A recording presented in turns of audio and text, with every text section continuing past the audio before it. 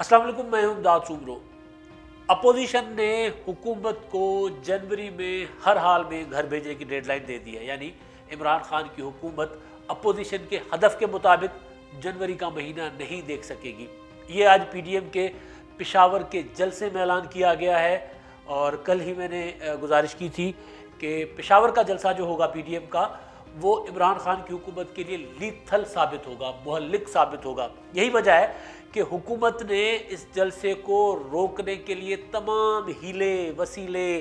धमकियां, तरले, मिन्नतें, जो जो वो कर सकते थे उन्होंने किया हुकूमत ने। मगर अपोजिशन जो है वो जलसा अपोजिशन ने किया। अपोजिशन मज़िद थी, मुसर थी, अपोजिशन की अपनी मनसूबाबंदी है। इस हुकूमत के ख़िलाफ़ तहरीक को वो किसी भी सूरत में अब ढीला नहीं पड़ने देने जा रही। इसलिए कोरोना के बदतरीन लहर के बावजूद, बदतरीन खदशात के बावजूद और हुकूमत के तमाम तर जो थे वो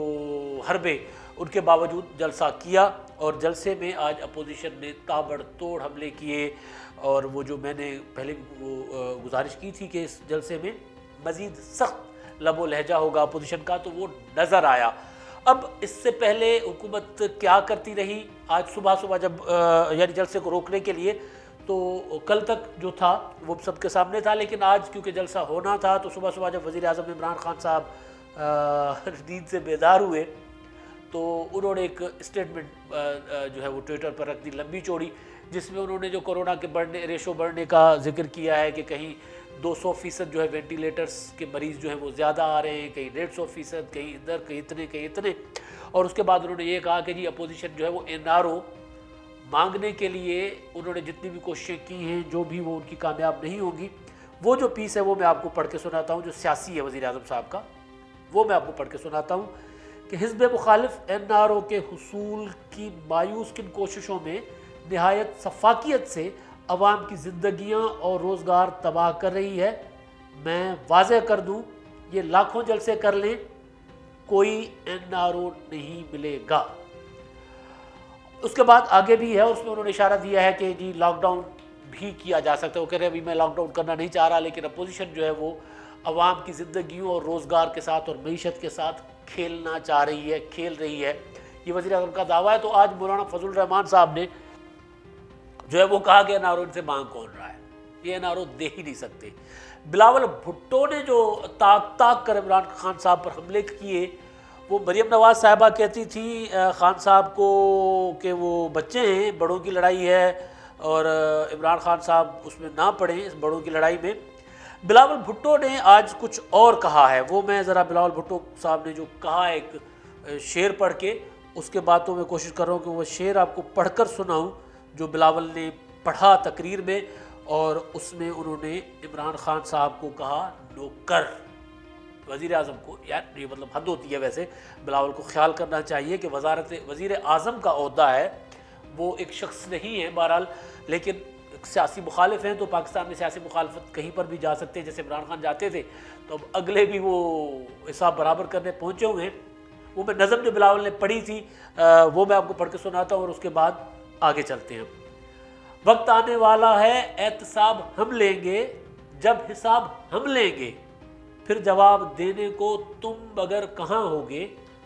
खसो खाशाक से कमतर हो, रास्ते के कनकर हो, जिसने राह रोकी है वो तुम्हारा आका है।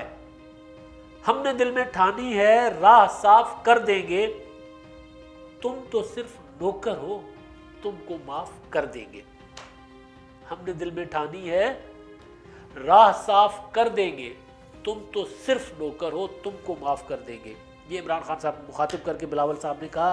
पढ़ा। और जो उससे पहले वाला जुमला है जिस पे ज़्यादा ज़ोर दिया जाएगा ज़ाहिर है इस तबसरे में, तज्ज़िये में, कि जिसने राह रोकी है वो तुम्हारा आका है। मौलाना फजल रहमान साहब ने कहा कि जी इदारे गिला करते हैं कि जब उनका नाम लेते हैं तो हम उनको कहते हैं कि आप सियासत से मुदाखलत ना करें तो हम आपका नाम नहीं लेंगे। बिलावल साहब क्या कह रहे हैं? वज़ीर आज़म साहब नौकर हैं। और उसके बाद उन्होंने जो तकरीर में अपने 2-3 जुमले कहे, वो जुमले बहरहाल उनके हैं। वो हमारा उससे मुत्तफ़िक होना ना होना वो एक अलग इशू है। बिलावल साहब ने कहा कि अब जो फैसले होंगे वो अवाम करेंगे, आप पारा फैसला नहीं करेगा। अब सबको पता है कि आप पारा वाला इशारा किसकी तरफ था बिलावल साहब का, اور پھر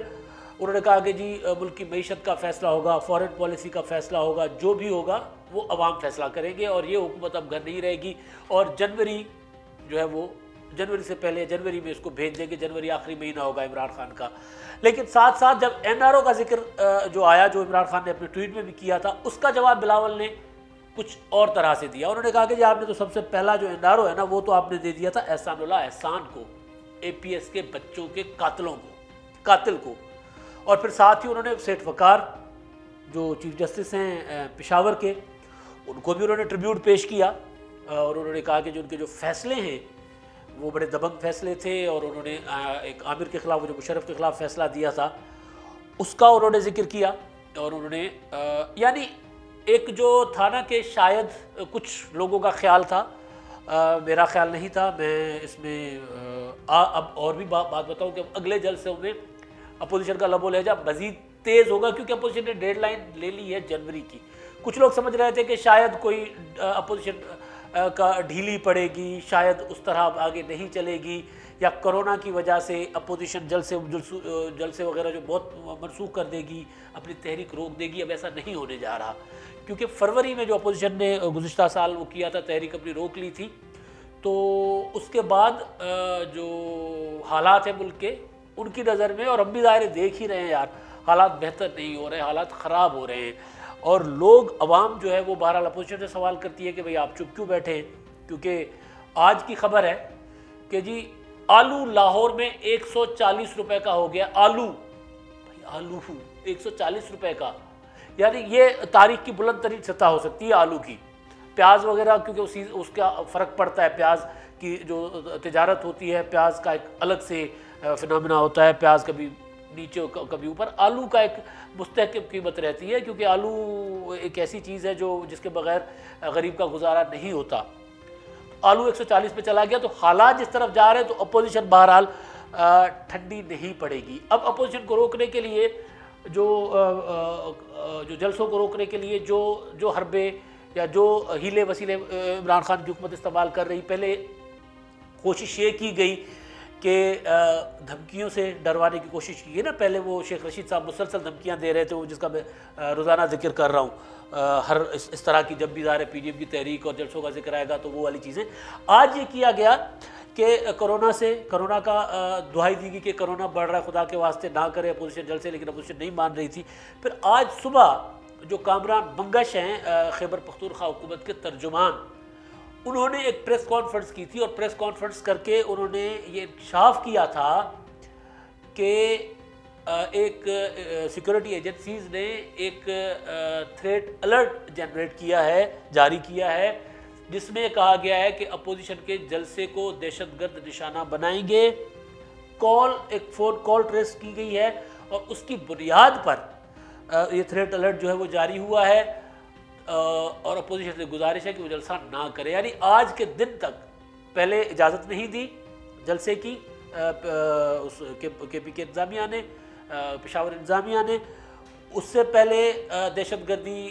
کی جو خطرے کی جو تھی کہ جی دہشت گردی ہو سکتی ہے، راؤ کروائے گی، کوئی بڑا لیڈر قتل ہو سکتا ہے، پھر کرونا بڑھ رہا ہے اور اپوزیشن جلسے نہ کرے، اور پھر آخری حربے کے طور پہ یہ کیا گیا کہ دہشت گردی کی آج کی جو وہ تھی سیکورٹی، ممکن ہے یہ تھریٹ الرٹ جینون ہو، یہ پاکستان میں جو حالات رہے ہیں ہم اس کو اگنور نہیں کر سکتے۔ میں نہیں کہہ رہا کہ تھریٹ الرٹ جو ہے وہ